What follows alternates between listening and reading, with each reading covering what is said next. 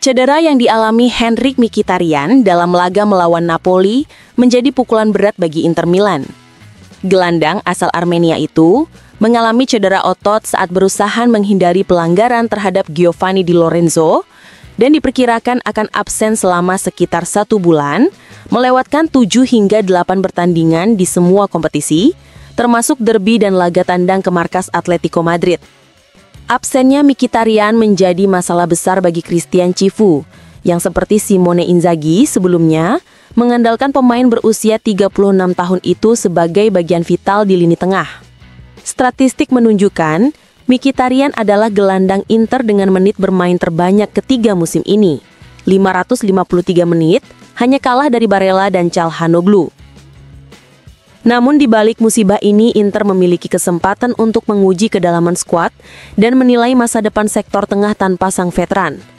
Petar Sučić, yang direkrut dari Dinamo Zagreb, diproyeksikan sebagai penerus Mkhitaryan dan kini berpeluang mendapat waktu bermain lebih banyak. Selain itu, Davide Fratesi dan Piotr Zielinski juga siap bersaing untuk peran tersebut. Sementara Andy Diouf masih dalam tahap adaptasi di Appiano Gentile. Bagi Cifu, periode tanpa Mkhitaryan ini akan menjadi ujian penting untuk menilai keseimbangan taktik dan menemukan kombinasi terbaik di lini tengah, sekaligus menjawab pertanyaan besar. Apakah Inter bisa tetap solid tanpa sang maestro berpengalaman?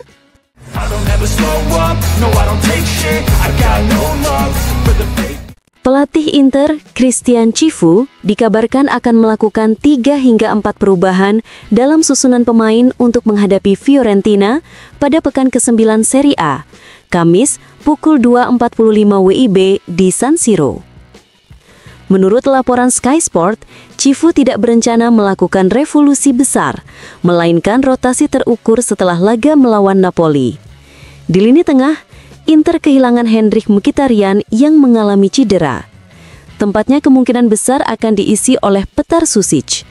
Sementara di lini depan, Pio Esposito diperkirakan akan mendapat kesempatan tampil sejak awal untuk berduet dengan Lautaro Martinez mengungguli Boni dalam persaingan.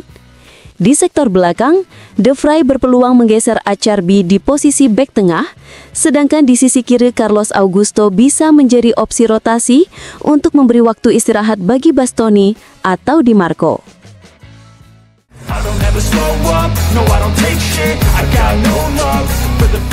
Kiper cadangan Inter Milan, Josep Martinez, tengah diselidiki atas dugaan keterlibatan dalam kasus tabrakan maut di Venegro, Provinsi Como, dekat pusat latihan Inter di Appiano Gentile. Kabar ini dikonfirmasi oleh kantor berita ANSA. Menurut rekonstruksi awal, korban bernama Paolo Saibene, pria berusia 81 tahun, tengah mengendarai kursi roda listriknya di jalur sepeda.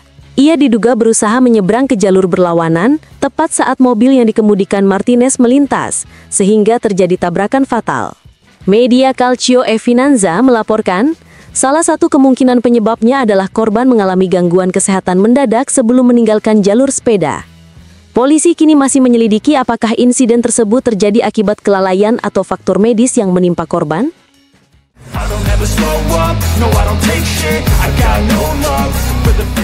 Legenda AS Roma, Francesco Totti, menilai bahwa Inter Milan memulai musim ini sedikit di belakang Napoli dan AC Milan dalam perebutan Scudetto. Dalam wawancara dengan LaPresse.it, Totti menyebut 3 tim tersebut akan bersaing hingga akhir musim, namun melihat Milan dan Napoli sedikit lebih unggul dibanding Nerazzurri.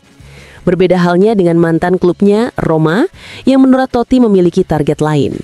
Saya pikir mereka bisa tampil baik dan segera kembali ke Liga Champions, ujar mantan kapten Giallorossi itu.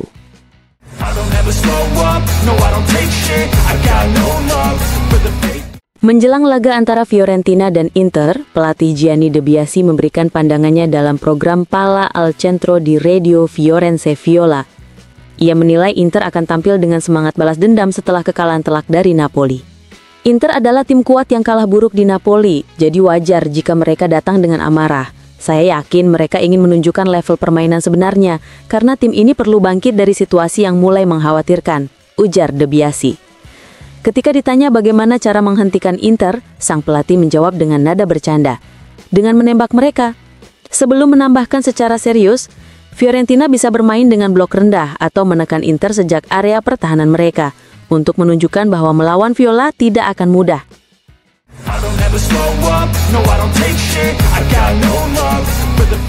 Laga DFB Pokal antara Bayern Munich dan FC Köln pada Rabu malam akan menjadi ajang pembuktian bagi Said Elmala, talenta muda Köln yang tengah menarik perhatian klub-klub besar Eropa seperti Paris Saint-Germain, Inter Milan, dan Manchester City. Bahkan Bayern sendiri dikabarkan telah memantau pemain tersebut sejak lama. Pelatih Bayern, Vincent Kompany, turut memuji kemampuan sang pemain berusia muda itu. Elmala memiliki akselerasi awal yang luar biasa, lalu mampu menambah kecepatan lagi hingga membuat banyak bek kewalahan. Ia juga bisa menembak dengan sangat baik dalam kecepatan tinggi. Jika Köln mencetak banyak gol dari serangan balik, itu banyak berkat kemampuannya, ujar Kompany. Dengan performanya yang terus menanjak, Elmala diprediksi akan menjadi salah satu nama besar berikutnya yang bersinar di kancah Eropa.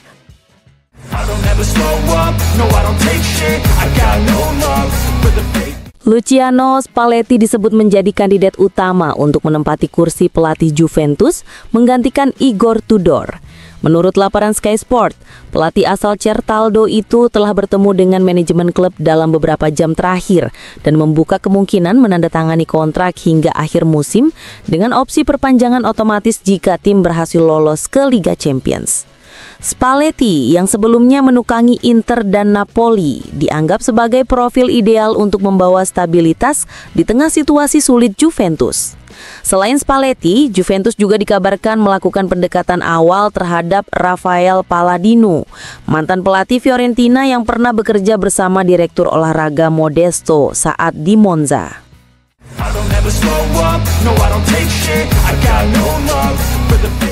Perayaan 1 abad Corriere dello Sport yang berlangsung di Napoli resmi ditutup kemarin.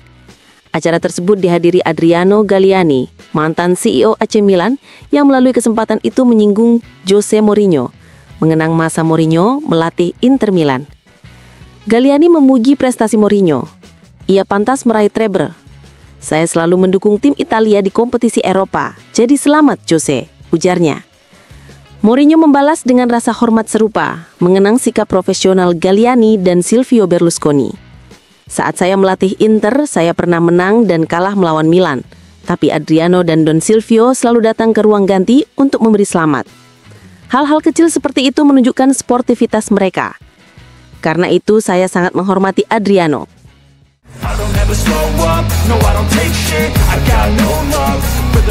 Dalam perayaan 1 abad Corriere dello Sport Stadio de Teatro San Carlo Napoli, Gianluigi Buffon mengenang rivalitas panas antara Juventus dan Inter Milan pasca Calciopoli, khususnya saat masa kepelatihan Jose Mourinho di Inter. Tidak ada hubungan baik waktu itu, kami selalu ingin mengalahkan Inter secara sportif setiap kali bertemu. Namun seringkali Mourinho datang dengan lelucon atau komentar sehingga sulit membenci mereka. Ia selalu tahu cara membuat diri dihargai bahkan oleh lawan. Itu menurut saya kualitas luar biasa, kata Buffon. Mourinho yang kini melatih Benfica memberikan apresiasi balik kepada mantan kiper Juventus itu. Saya selalu menghormati Juventus, meski saat saya di Inter, mereka baru naik dari Serie B dan berada dalam fase berbeda secara sejarah. Gigi adalah salah satu yang terbaik, jika bukan yang terbaik di generasinya, ujarnya.